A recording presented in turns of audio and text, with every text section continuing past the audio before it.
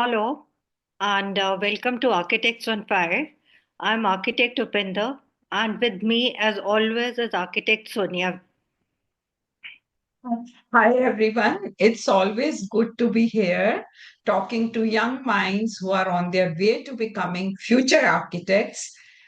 Today, let's get straight to the point. We are diving into something every architecture student struggles with, maturing a rough design idea into a solid design and then defending it to ace the architectural design viva. Oh, Viva, that really reminds when the heart starts beating fast and your brain is suddenly freezing, and you always think whatever you had designed, is it the best solution? Will you be able to defend it in front of the jury, or is it just a random collection of some spaces and walls which you'll never be able to explain to the jury the way you had thought it to be?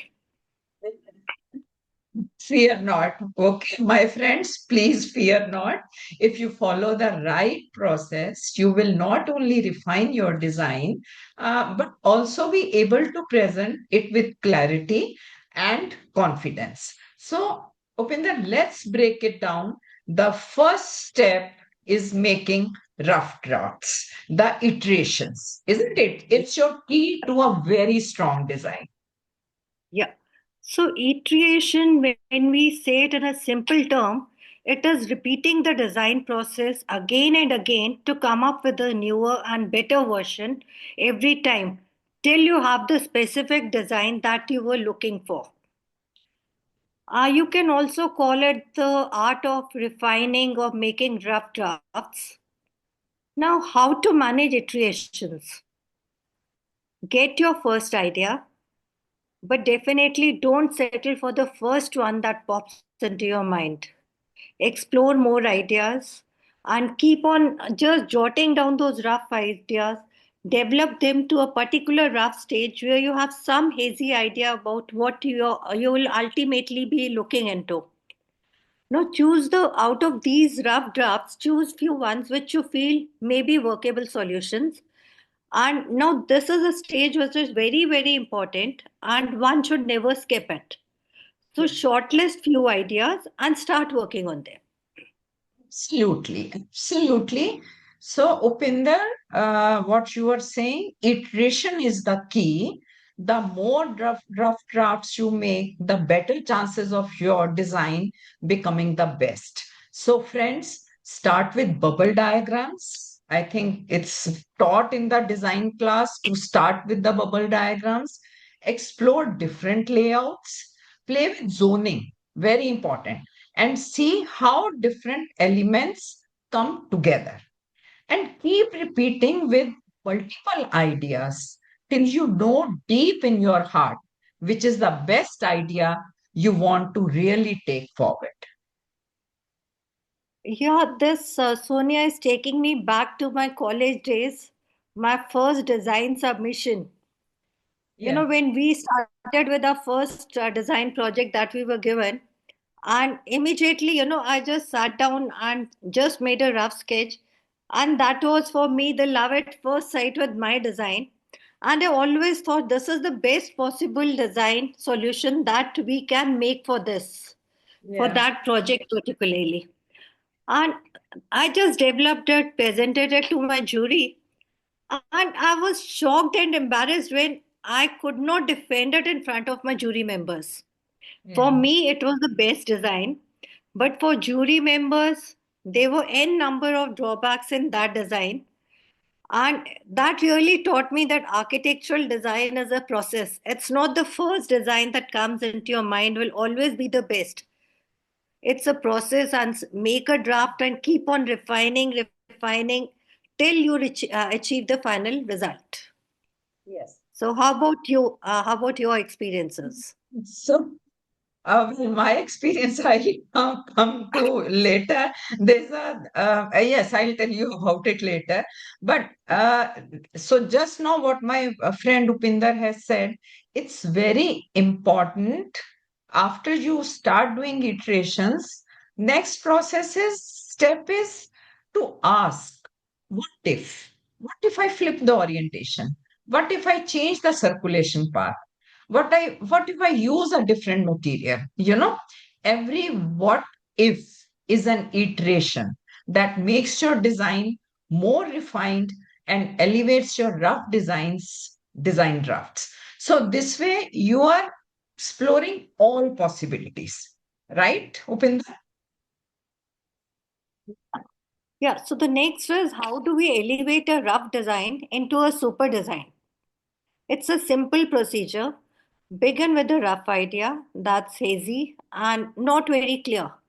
Then gradually start incorporating all the architectural elements and creating spaces.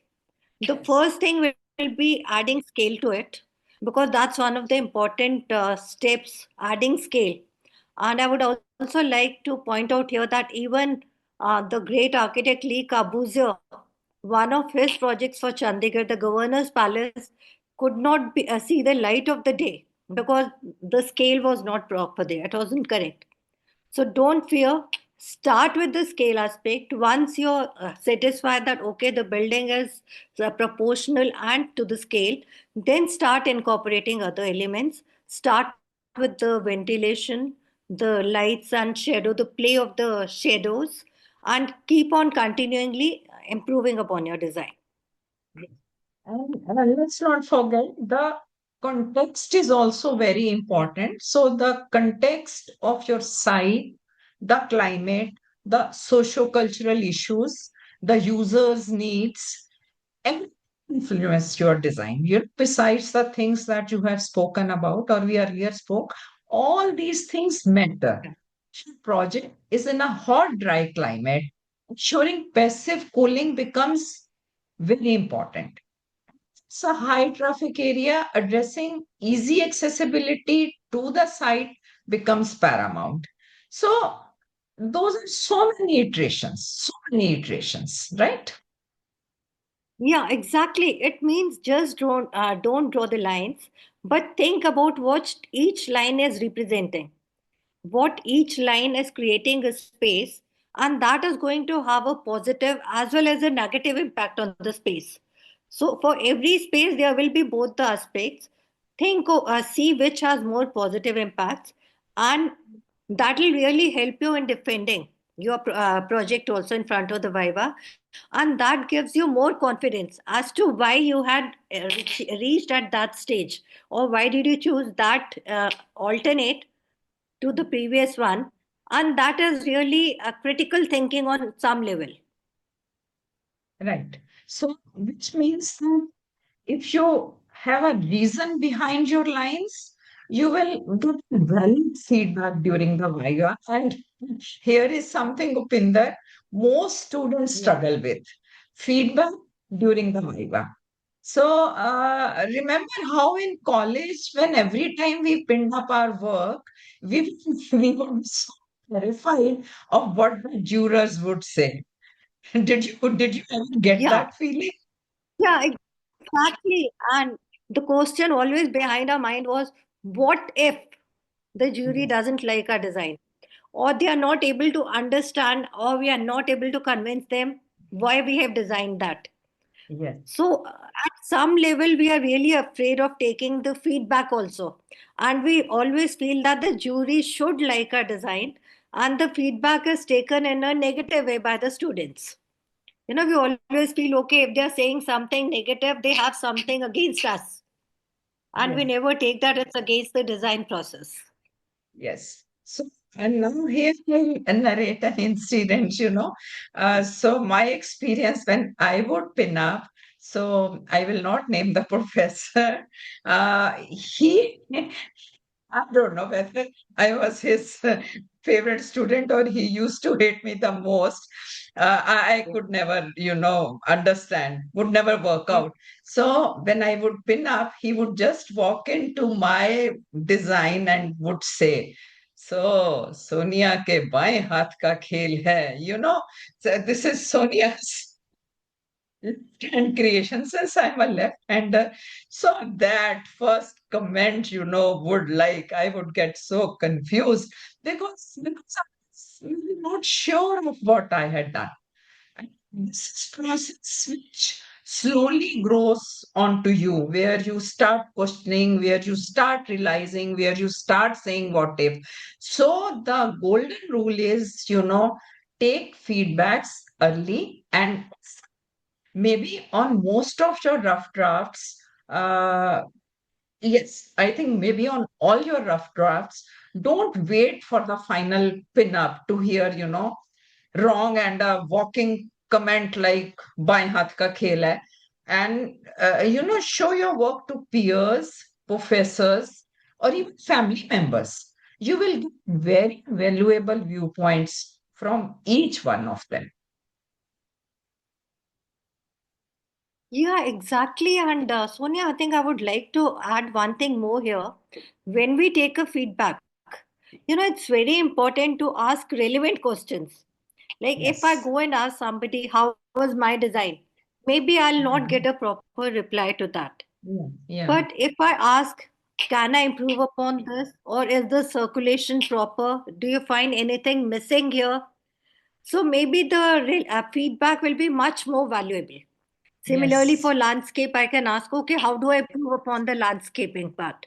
Yeah. Or what would you suggest I do here? And that would be much more beneficial to my project. So it's the art of asking relevant and specific questions for your Yeah. feedback. Absolutely right. And one more thing to my dear students, I'll call them my friends. Don't take the feedback personally. It's about your design, not you. That comment by Hath Ka Khele was maybe not for me, which I would like maybe take it personally. I should not have. It's about my design. So accept the critique, iterate, and refine your work. Keep moving forward. This vital aspect develop your critical thinking skills to mature the rough drafts into a beautiful, worthwhile design. Right, Upinder? Yeah, exactly. And students can really develop the critical thinking while moving anywhere on the road also. Yeah. In case like they're going moving on a road and they see any building. So the first thing that should crop up in their minds is, do I like this building? Or what is it that's really attracting me to the building? Is it the Yes. facade, the materials, or maybe in some cases you have, the play of shadow and lights. It's Yeah. done very artistically in some of the projects. So one needs to Yes. understand what is it that is really attracting me to the building, or vice versa. It can be you Yes. don't like some building also, but you need to think, what is it that I don't like about it? Is it the use of material? That material is not being used properly, or maybe they could have improved upon by using some other material, or the contrast of the material there. It can be a number of options.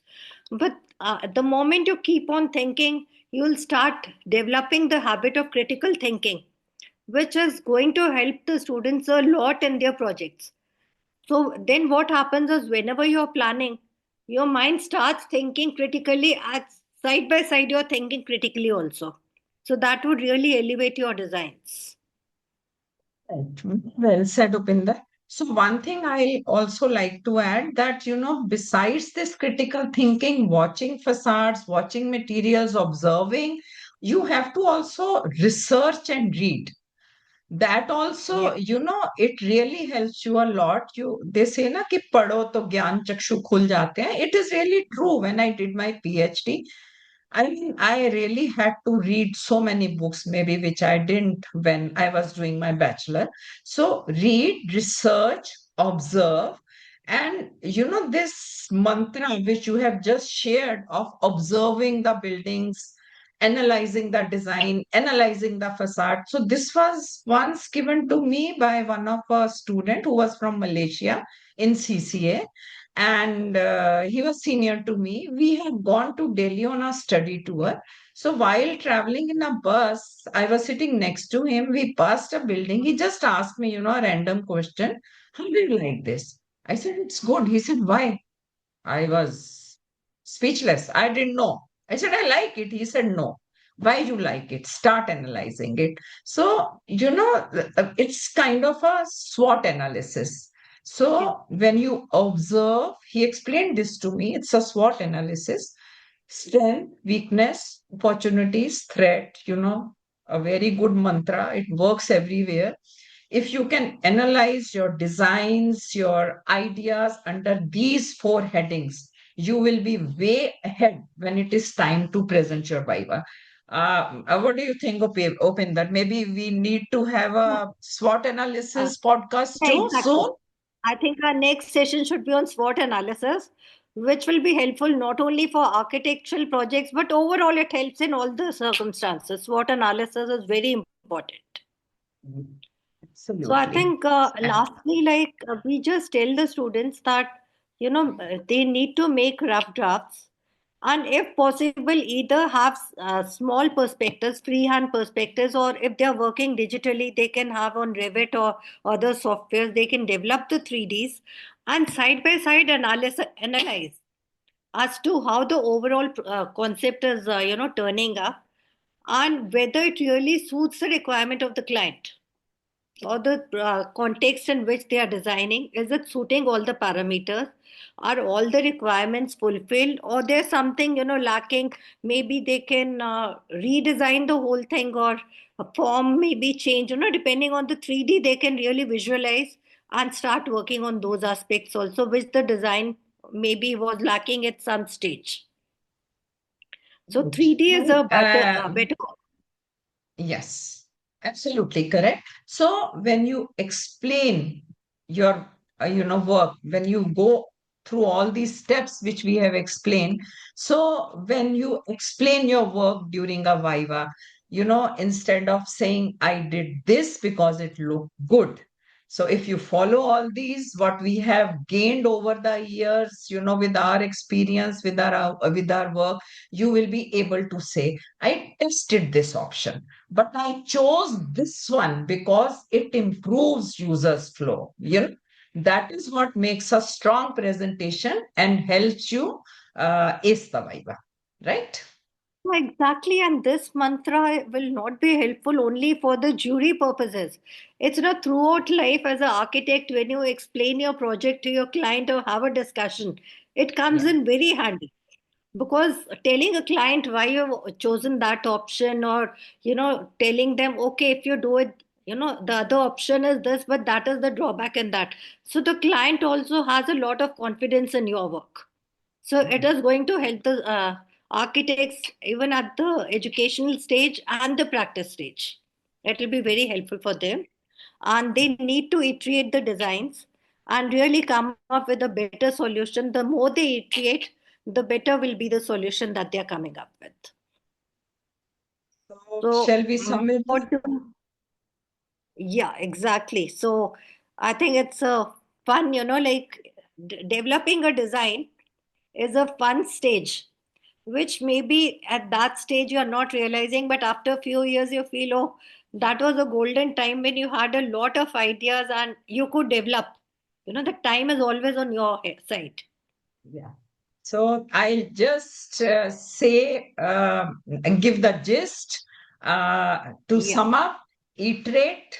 Maybe students can just write down these 5 points. Iterate, refine your rough drafts, seek feedback, develop your critical thinking, and test your ideas. And most importantly, as you said, enjoy the process. Enjoy the yeah, process. You would start loving architecture. You would really start loving architecture. So, and maybe one day you will become a top architect like Frank Gehry, yeah. like Corbusier, like Frank Lloyd Wright, right? Upinder? Yeah, exactly. And I just hope that the this episode has been useful for the students. And if they like it, we would request them to don't forget to like, subscribe, and share, and also leave a comment as And to. leave a comment. Tell us how you develop your designs after listening to us and what works for you. We would love to hear about your journey, right? Yeah. And until next time, keep making rough drafts and keep acing your design vivas. All the best and Yeah. goodbye. Goodbye, everyone. See you in the next See episode. you in the next. Bye. Bye. Bye.